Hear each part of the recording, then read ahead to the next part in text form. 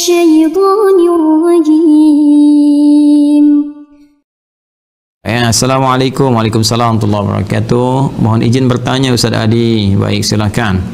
Mengenai ayat Al-Quran di Quran Surah Maryam ayat 71, apakah itu ditujukan untuk semua umat termasuk muslim atau hanya umat non-muslim? Mohon penjelasannya Ustaz. Terima kasih, senantiasa sehat, selalu diberkahi Allah Subhanahu wa taala.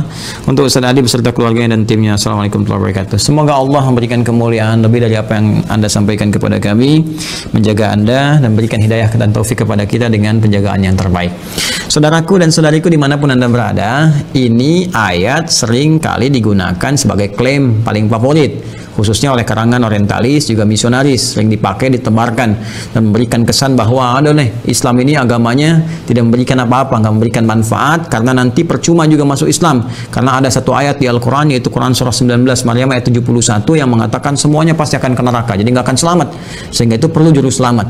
Nah ini gambaran semacam ini, gambaran yang penting untuk kita luruskan. Tapi kita memang memahami, karena kebanyakan mereka memang tidak mengerti Al-Quran, ya, tidak membaca dengan baik, tidak memahami. Untuk itu kita ajarkan supaya mau belajar, ya. Quran surah ke-19 Maryam ayat 71 itu terangkai, ya, dengan ayat-ayat sebelumnya, ayat 70, ayat ke-69, ayat ke-68, bahkan ke ayat ke-67-nya. Penting untuk saya sampaikan kawan-kawan sekalian bahwa cara membaca Al-Quran itu caranya ada yang disebut di rumus tafsir dengan 2S 1L. Ya, 2S 1L. 2S itu rumusnya siyak. Siyak itu ayat yang sedang kita baca.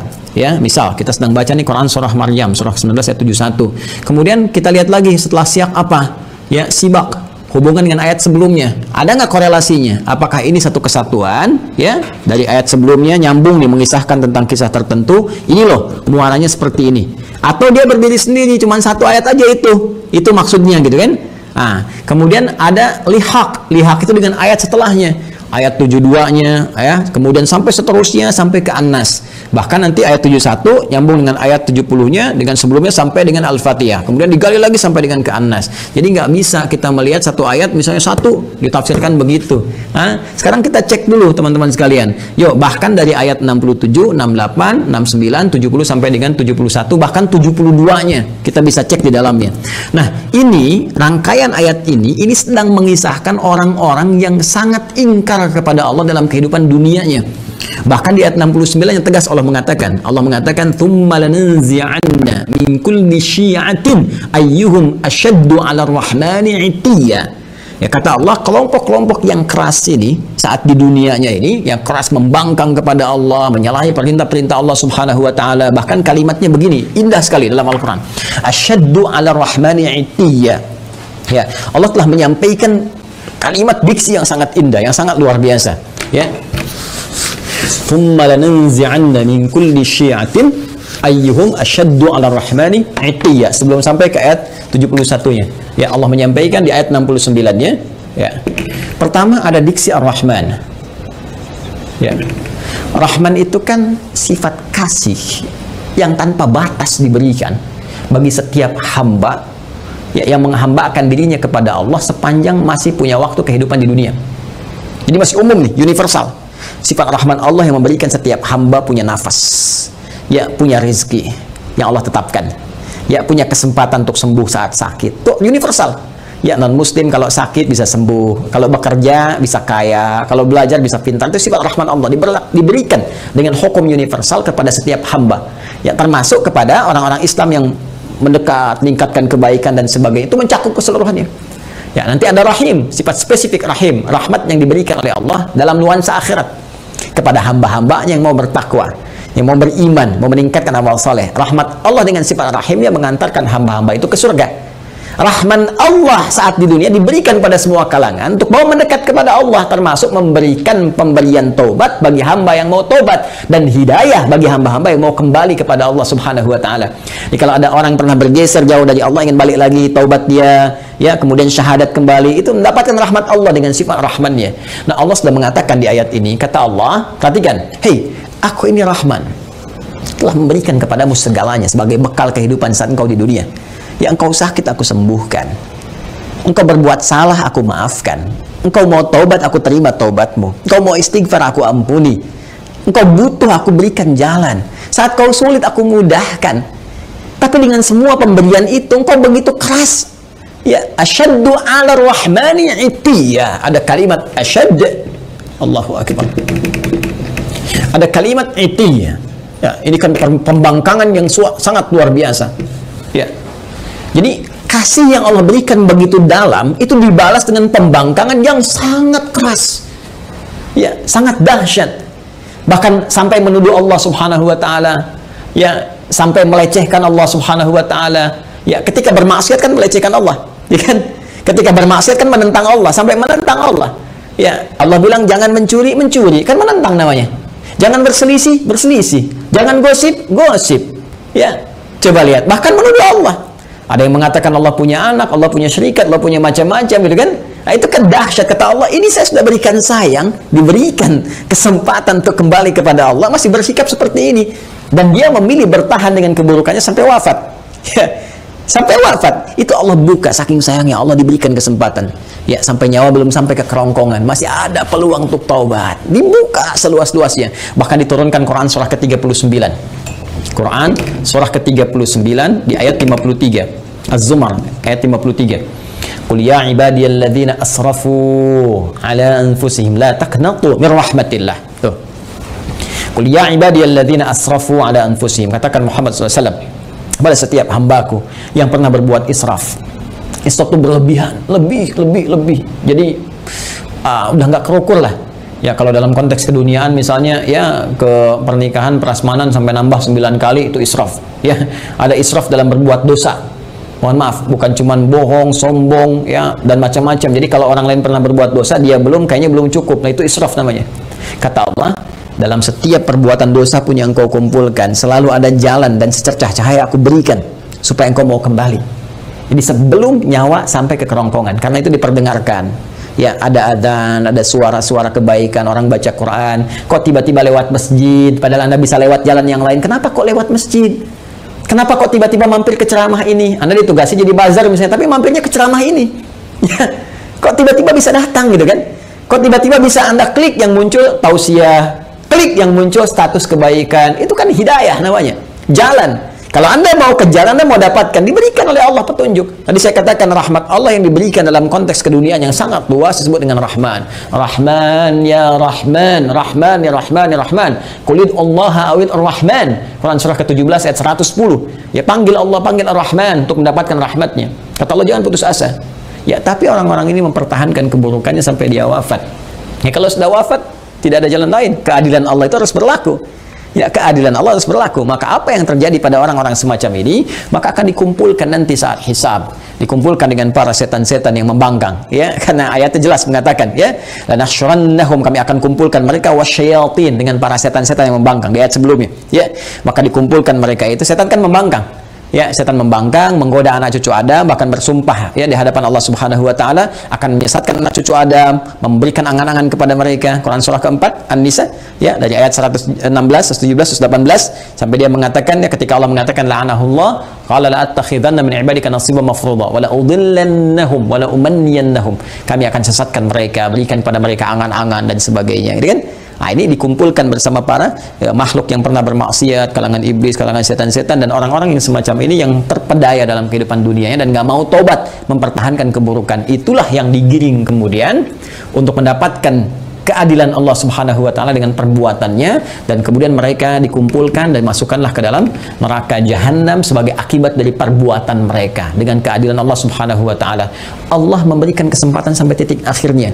Ya, tapi mereka tidak memanfaatkannya. Tapi kalau sudah selesai kejadiannya, tuntas kemudian dengan wafatnya, maka sifat keadilan Allah mesti berlaku. Karena Allah punya sifat al-adil, maha adil.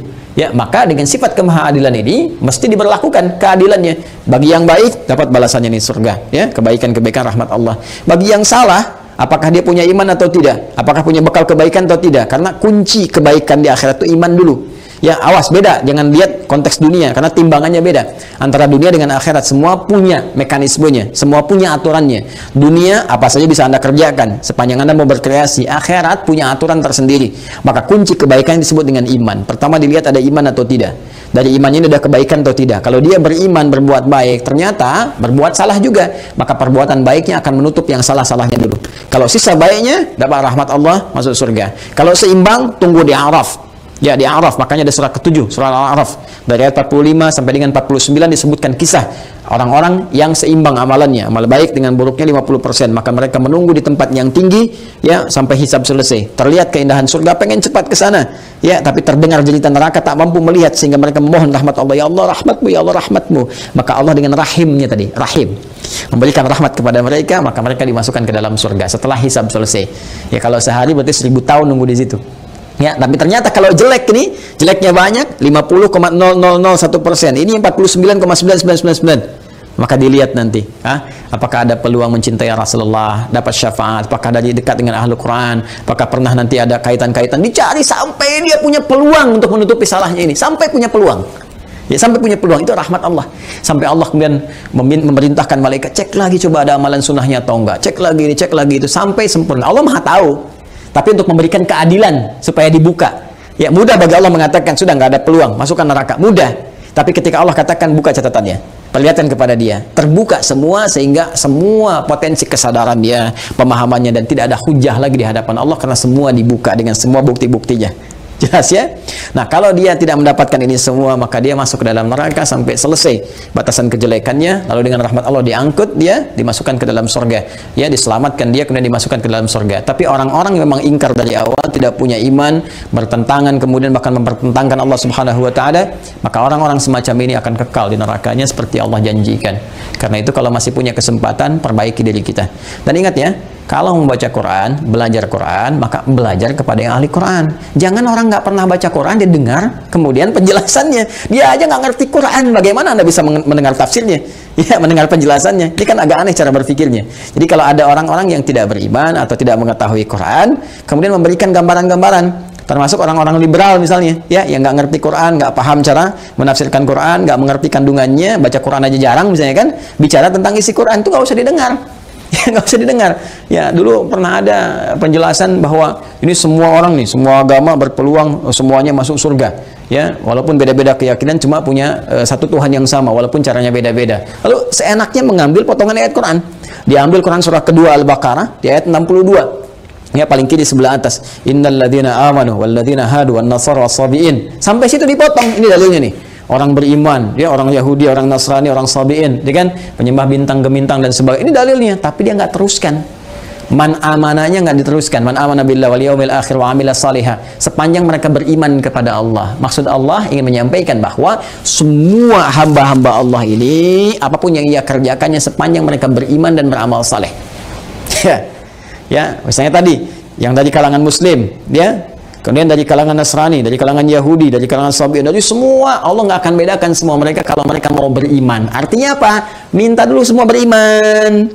Ya, asyhadu an la ilaha illallah, asyhadu anna muhammadar rasulullah, yakin dengan Allah, tinggalkan semua hal kecuali apa yang telah Allah tetapkan kepada mereka. Menyembah hanya kepada Allah, salat kepada Allah, baca Quran dengan baik dan beramal sesuai petunjuk Allah.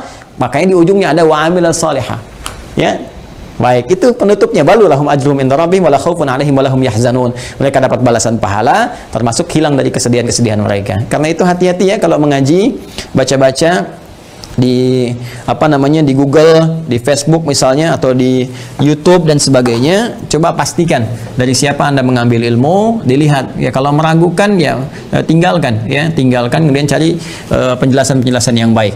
Ya, penting ngajinya juga harus diperjelas, ilmu sorofnya dipertajam. Ya, tabayatubu youtuban gitu.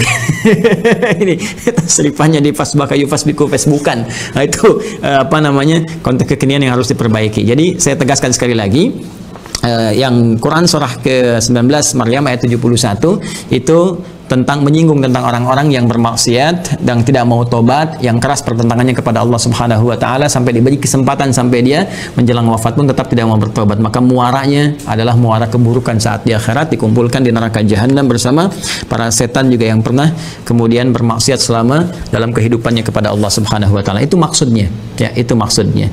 Jadi ini pengingat juga kepada kita sepanjang kita hidup, maka kita persiapkan dengan baik ya. Ini penjelasan Al-Qur'an ya. ya, penjelasan Al-Quran. Nah, kalau nanti ada penjelasan misalnya di buku-buku lain atau keterangan lain, yaitu gambaran-gambaran yang bisa kita uji. Ya, Al-Quran itu menawarkan dengan sangat indah. Satu-satunya kitab di muka bumi yang membuka penawaran kepada setiap hamba untuk bisa, silahkan datangkan semisal Al-Quran, silahkan kaji. Satu-satunya kitab di muka bumi. Kaji otentisitasnya, dijelaskan langsung. Kaji otentisitasnya, ya, kaji apakah ini buatan manusia atau ini firman Allah Subhanahu wa taala. Silahkan lihat dari berbagai unsur.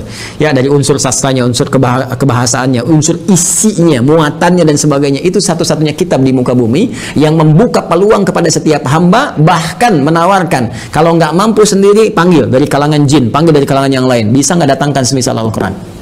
Satu-satunya kitab di muka bumi. Silakan tunjukkan pada saya kitab mana di muka bumi yang menawarkan, ya, bahkan bukan hanya kepada pemeluknya, kepada siapapun di muka bumi untuk memeriksa kebenarannya, kecuali Al-Quran.